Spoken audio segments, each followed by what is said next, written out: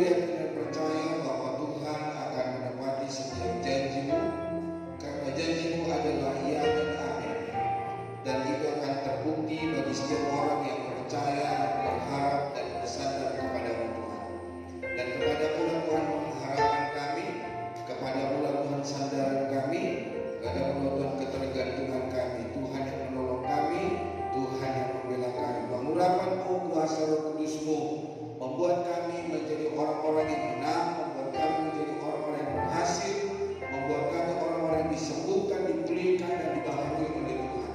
Berkati firman-Mu Tuhan, biarlah firman-Mu menjadi kekuatan, firman-Mu Tuhan menjadi penghiburan bagi kami. Segala kuasa yang bukan dari Tuhan yang ingin mencuri kebenaran firman Tuhan, kami tolak dan kami patahkan di dalam nama Tuhan Yesus. Kasih karunia anugerah-Mu melimpah atas kami pertengahan ibadah sampai pada akhirnya dalam nama Yesus Kristus. Haleluya. Amin. Amin. Silakan duduk Bapak Ibu Saudara. Selamat sore. Shalom. Shalom. Apa kabar? Haleluya. Hari ini kita akan belajar kebenaran firman Tuhan, yaitu mentalitas pecundang versus mentalitas pemenang. Nah, coba lihat dulu kiri kanannya, dia pemenang atau pecundang? Baru satu orang yang menjawab. Coba yang lain, lihat di sebelah kiri kanannya, pecundang atau pemenang. Hari ini Bapak Saudara kekasih Tuhan, kita akan melihat siapakah pemenang, siapakah pecundang. Kenapa ada banyak orang gereja ketika mereka ke gereja tidak mendapat sesuatu? Kenapa mereka datang ke gereja ketika mereka ke gereja tidak menghasilkan buah yang baik? Hidupnya tidak menjadi berkat, hidupnya menjadi arogan, hidupnya tidak membawa damai sejahtera, dan selalu menjadi cibiran bagi banyak orang. Yang artinya, kenapa banyak orang menjadi pecundang di dalam gereja? Bukankah Alkitab berkata bahwa banyak yang dipanggil, sedikit yang terpilih? Nah, hari ini Bapak Saudara, mari kita sadari apakah kita pecundang, apakah kita menjadi pemenang. Seseorang memiliki mental pecundang, cenderung pesimis, tidak percaya diri, mudah menyerah, dan tidak bisa menerima kegagalan. Dalam kamus besar bahasa Indonesia adalah orang yang kalah atau dikalahkan. Pecundang juga bisa didefinisikan sebagai orang yang menipu atau yang menghasut. Nah, jadi Bapak Ibu Saudara, siapa itu pecundang? Orang yang menipu dan suka menghasut. Coba lihat di wajah kiri kanannya, dia suka menghasut orang lain. Bapak Ibu Saudara kekasih Tuhan, seorang pecundang biasanya selalu menghadapi kegagalan. Ketika gagal, dia selalu berputus asa dan enggan mencobanya lagi. Seorang pecundang beranggapan bahwa kegagalan adalah akhir dari segalanya. Dia tidak akan mau mencoba, dia tidak akan mau memperbaiki atau mengulangi apakah ini menjadi sebuah kemenangan, keberhasilan di dalam hidupnya atau sebuah kegagalan. Dia lupa apa kata seorang pencipta lampu, siapa namanya? Thomas Edison. Berapa kali dia mencoba kegagalannya, Saudara? 1000 kali, Saudara. Adakah di antara kita, Saudara, mencoba sesuatu yang kita tidak berhasil sampai 5 kali? Mungkin tidak pernah ya. Kita pikir ya udahlah. Namun Bapak Ibu Saudara kekasih Tuhan, di luar kekristenan, di luar iman kita, di luar gereja, ada orang yang membuat sebuah percobaan sampai 1000 kali. Jadi Bapak Ibu Saudara, ketika kita mengalami kegagalan, ketika kita mengalami kesulitan, jangan putus asa. Bukankah sering saya berkata kepada kita semua, bagaimana aku berkata Tuhan itu adalah penolongku kalau aku tidak pernah terjatuh? Bagaimana aku berkata Tuhan itu adalah penyembuhku kalau aku tidak pernah sakit? Segala sesuatu yang Tuhan izinkan di dalam hidup kita, Tuhan lagi mengarahkan kita supaya kita mengenal Dia, supaya kita tahu siapa Tuhan dan Raja kita yang hidup. Nah, Bapak Ibu Saudara, pecundang itu dia suka pesimis di dalam hidupnya. Seorang dengan mental pecundang cenderung melihat sisi negatif dalam setiap situasi, merasa bahwa mereka tidak akan pernah berhasil dan menolak untuk percaya pada kemampuan mereka sendiri. Jadi dia kalau sudah gagal satu kali yang sudah, yang artinya Saudara, dia akan mudah menyerah. Saat menghadapi tantangan atau rintangan, mereka cenderung menyerah lebih cepat daripada mencoba lagi. Dia tidak akan mau mencoba. Pokoknya sudah dilakukan sekali, tidak berhasil, ya sudah.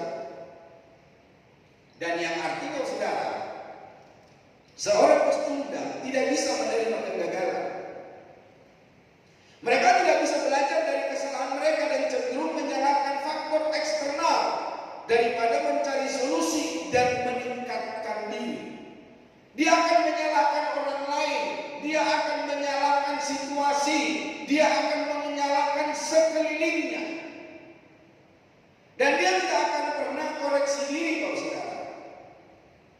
Dengan kata lain, kalau Saudara, bahwa dia akan menyalahkan pihak-pihak lain. Mereka cenderung menyalahkan orang lain atau keadaan daripada mengambil tanggung jawab atas tindakan dan hasil mereka. Jadi di tidak berhasilan, dia berkata, oh anaknya ini nggak bagus, oh si Anu itu tidak mendukung saya, semua orang memalingkan muka dengan saya. Padahal kalau Saudara, sesuatu yang keberhasilan yang kita raih dan keuntungannya ada pada diri kita sendiri. Kalau kita tidak mencobanya, maka ya kita akan gagal.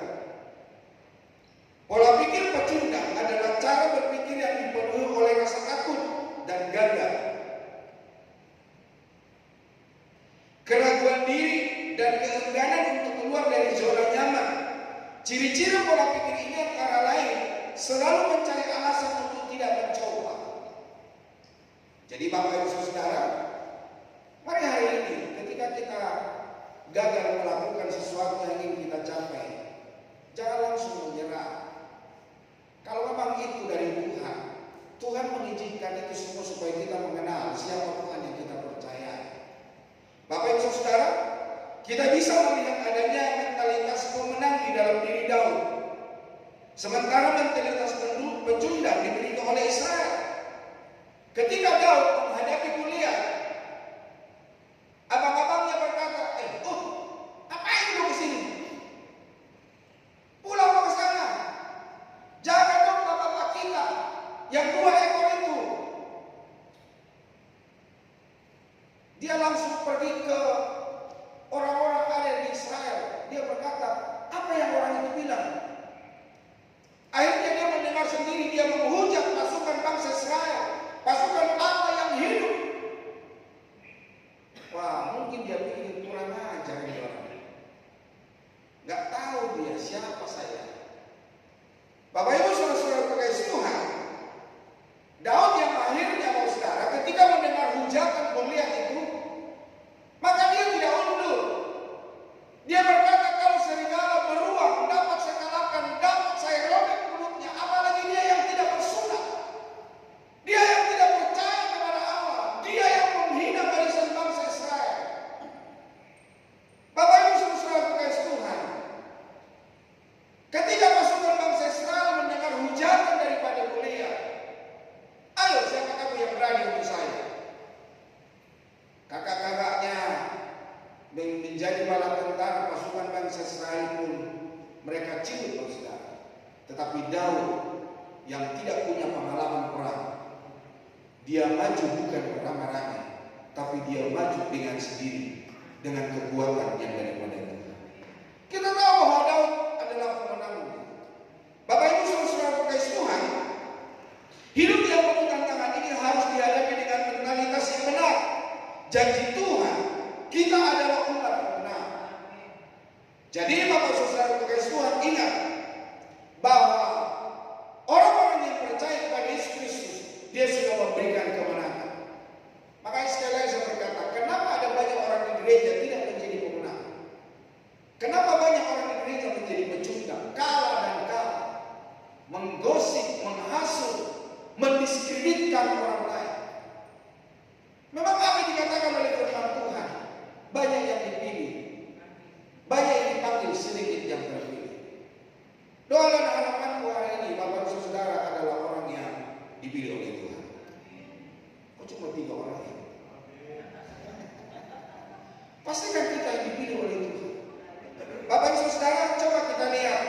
ciri-ciri pecundang. Pecundang adalah individu yang cenderung menyerah dalam menghadapi tantangan, memiliki sikap pesimis, dan kesulitan belajar dari kegagalan. Dia tidak akan belajar dari kegagalan. Mereka seringkali menyalahkan orang lain, takut akan resiko, dan merasa terintimidasi oleh kesuksesan orang lain. Dia hanya melihat ke atas. Dia tidak pernah melihat sesamanya. Dia tidak melihat orang yang di bawah. Bapak Ibu Saudara, bagaimana kita menjadi sukses? Jangan hanya lihat ke atas. Masih banyak orang di bawah kita, Saudara. Masih banyak orang yang lebih menderita daripada kita. Kalau kita ada sebagaimana kita ada hari ini, Saudara, itu semua oleh karena kasih dan anugerah Tuhan. Saya melihat di sosial media, Saudara, di Jawa Barat itu bagaimana Kang Deddy menghadapi masyarakat yang ada di Jawa Barat. Banyak orang-orang yang terpuruk, banyak orang-orang yang tidak memiliki apa yang akan mereka pakai, akan mereka hidupi di dalam hidup ini. Banyak orang yang menderita. Tetapi kalau hari ini kita masih bisa pakai baju bagus, kita masih bisa makan sampai peot, makanan yang kita makan gak habis-habis. Bapak Ibu Saudara, apa yang kita alami semua oleh karena anugerah Tuhan. Ciri-ciri pecundang, sikap menyalahkan orang lain. Jadi orang lain yang salah, orang lain yang tidak mendukung dia, orang lain yang tidak memperhatikan dia. Pecundang cenderung menyalahkan pihak lain atau faktor eksternal atas kegagalan mereka, bukan menyalahkan diri sendiri, bukan mengoreksi diri sendiri, bukan memperbaiki bagaimana cara untuk dia mencapai sebuah kesuksesan. Yang berikutnya, ketidakmampuan belajar dari kegagalan.